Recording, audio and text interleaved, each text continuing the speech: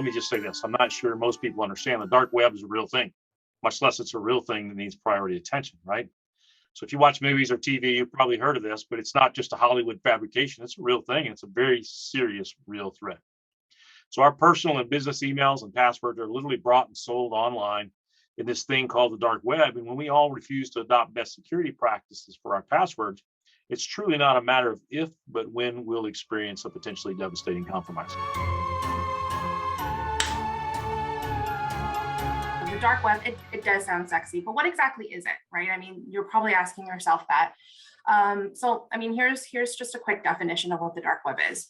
The surface web, what we kind of use on a daily basis, Google, Amazon, that is about 0.04% of the web.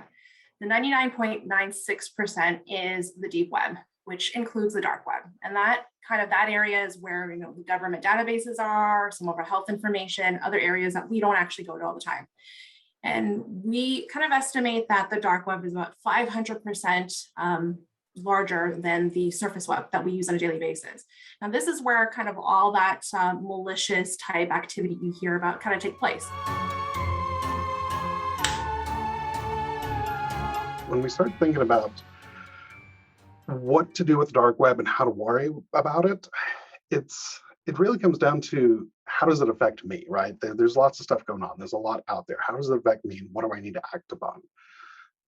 When a threat actor gets into your environment, in that dwell time that you'd mentioned, there's a whole lot of things they do. First, they find the data, then they start scouring it and gathering the data. They try to exfiltrate it.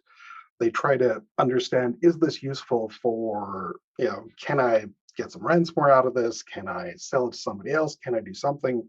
And it kind of evolves and evolves. And then once they're able to realize that they can't get value directly from the vendor, then they start shopping it around to other people. And that's usually where it shows up in the dark web. I think the key message here is this is not the solution to your cybersecurity problem. This is a small part of the whole. And I do think it's important. We sell a la carte cybersecurity services like dark web monitoring. We bundle that stuff into as a small part, a small value add to the whole, right? And I think that's an important way to approach the marketplace.